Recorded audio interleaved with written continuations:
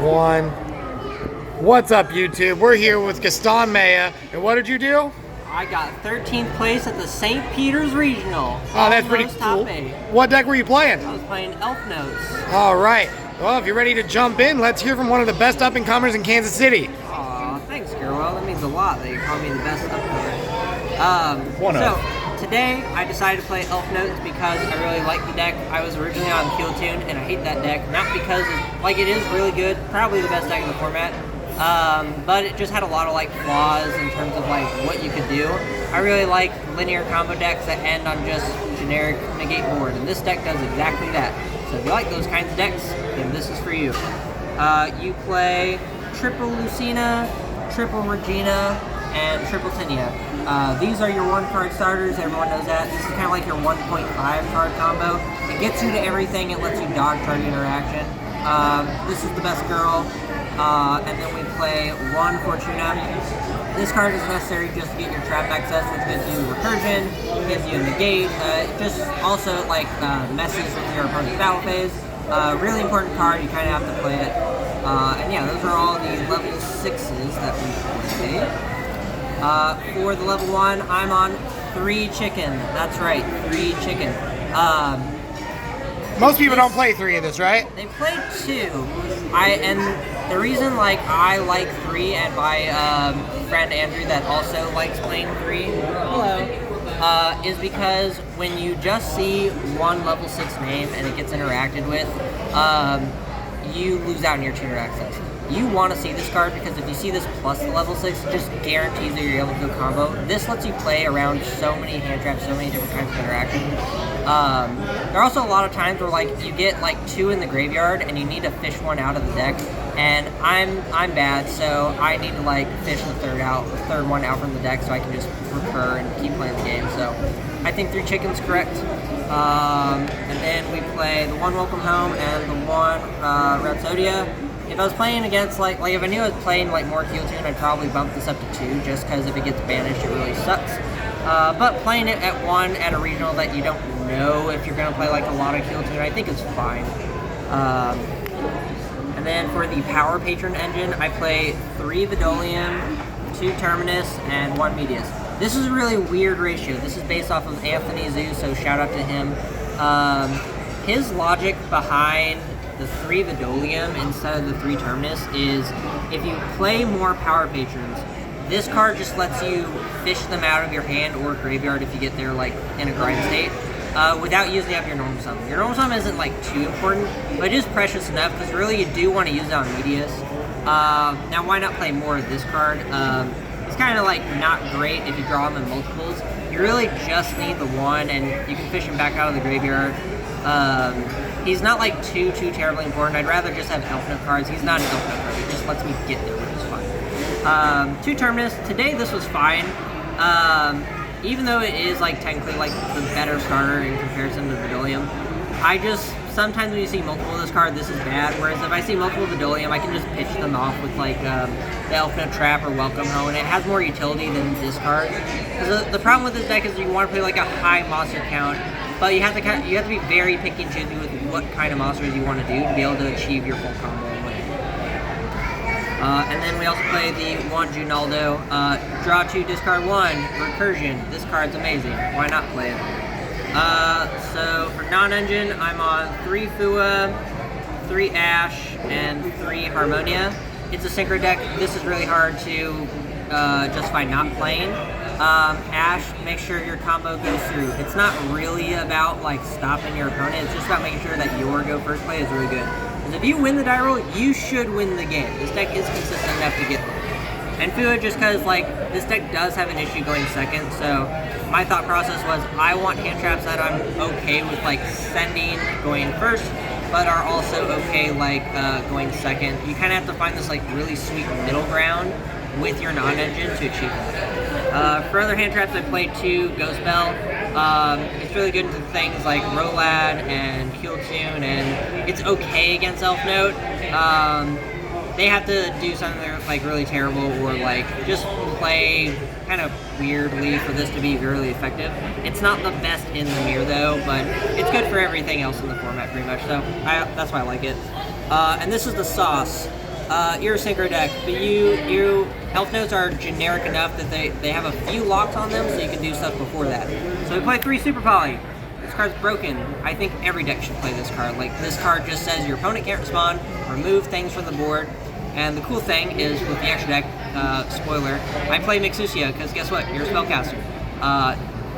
Yes, you do want to use them for synchro bodies, but sometimes if you have like multiple pushes, you really just want to clear your opponent's stuff. This card, every time I saw it going second, did win me games. Very clutch card. I really like it. And then we play F and V because it's really great. Avoids target interaction. It's a pop. It deals with ROLAD. I hate that deck. That deck kills me. So we just need more ways to deal with it. That is the main. It is a clean 40 cards. For the extra deck, we play 1 Strelitzia and 1 Dude Pride. This is kind of the reason to like play the deck right now, because beforehand it was pretty good. You could still do like a lot of full combos, but this card is just recursion on crack. It summons 3 dweebs from the deck. It lets you detain more efficiently. It lets you get back all your resources that you want. It lets you synchro climb like never before. Because originally the end boards would just be like Crystal Wing, Dawn Dragster, and maybe another thing. This lets you go even further beyond to do like Chaos Angel plays, Axel Synchro, and some other fun stuff like that. Speaking of, Dawn Dragster, Crystal Wing, the honorary elf note cards, they're just your generic negate and board pieces. This card also lets you beat over things. Very useful card. Everyone playing elf note should, in my opinion, get Hyper Librarian, unless you're doing like a really weird like hybrid build of elf note where extra deck is tight. This card is really good with Medius because it makes Medius immediately get synced off, so you can use Power Patron effect and add a guy. It also lets you draw cards. If no one interacts with me, which happened like multiple games during this regional, I just draw 6 cards. I draw Super Poly, I draw Harmonia, I draw Ash, I draw Bell. Even if you're cracking my board, my non-engine should be enough to just stop you. If it goes through, it's incredible. Also, fun fact for the mirror, it triggers when any synchro monster is summoned, so if your opponent summons something, you get an additional draw, which is neat and comes up every now and again. Chaos Angel, he is the boy, he protects your board. We're also playing the Stardust Excel line. This is to help you when you get Fua'd, because the thing with this deck is like, you can play through Fua, but you're still going to have to commit a few draws. You just shouldn't be scared of doing that. This says I'm going to get to, hopefully, a Chaos Angel line, so I can't be killed. And I'm making just a really sticky end board. Especially when you make this on your opponent's turn with this card, by having Fortuna and Medius on field, and then just doing this in main phase. He's just a god. Unaffected by it with his own stuff, and can't be thrown about. Pretty hard to pass up. For going second, Black Rose. I really like Arcanite Magician. That was the card I was doing before this, but for a regional where there could still be a lot of unknowns, I think this catches a lot of people off guard. Every time I summoned this card, it felt incredible, and so I wouldn't cut this card. It's really good. For the Harmonia targets, we play Malong, and this is technically a Harmonia target, but also like an end board piece of like simplified game states where your opponent has like 1 or 2 cards. Omega. This card also deals with annoying stuff in the graveyard, which is relevant a lot of the time. It just forces out like weird interaction against weird decks that like need their graveyard, so I like him. For Super Poly targets, I play Mud Dragon and Mixusia. This card I summon like every game. I didn't summon this slot today, but in testing he does come up. Funny thing, if you're dealing with a deck that has a lot of like target hate towards your deck, you can just use Mixusia and have a Dark Engrave like Harmonia, for example, and then just use that to make Mud Dragon, and then you can just call something to make your stuff untargetable, which is cool. So no Garura? No, there just aren't enough decks in the format that like I can make Garura with. There are a few things in the format like that will just have the same attribute but a different type. I can also, like, I have a lot of different attributes in my deck, so this could come up too instead of Mixusia. Did you miss out on not having Theseus for the Cool Tune matchup? No, because I didn't play Cool Tune today. What about, and the other question would be, what about the Predaplant / Starving Venoms for Darks? Yeah, nah. Like if you played against like a pure Mitsu deck or a Rolad deck, well, I guess Rolad's unaffected. Rolad's unaffected, so I sided out, yeah. To be clear. So, like, Rolad really is, like, the hardest matchup for me. Kill Tune's fine. This card, like, just having Super Poly or revealing it, they're automatically going to start playing around your Super Poly lines. And so it doesn't matter if you have Theseus, because if they see it, like, they either have to take a gamble that you don't have Theseus, in which case you still punish them, because you can do Mixusia, and like they will have darks on their board, so you can just do Mud Dragon as well. Like, it's fine. Yes, like there are other things that are like, I think, technically better on paper, but this one just comes up the most for me in testing. Okay. And the last two cards are the FNG targets, Albion and Ecclesia. Cool thing you can do with this card is you can dump Harmonia, and then your Fallen in the Virtues becomes a Monster Reborn. I did do that once today. That was really funny. The opponent was not expecting me to do that. They were just like, oh, okay, I didn't know you could do that. Yep, comes up every now and again. So that's the extra deck. For the side deck, I'm playing a really weird side deck because I really just wasn't sure. These were just kind of a lot of like generic good things that I felt like would be fine. So I play one Magmut. This lets you search Harmonia. It's good against light and dark decks. I wasn't sure that I'd play enough light and dark, so I just put it on the side. Lava Golem.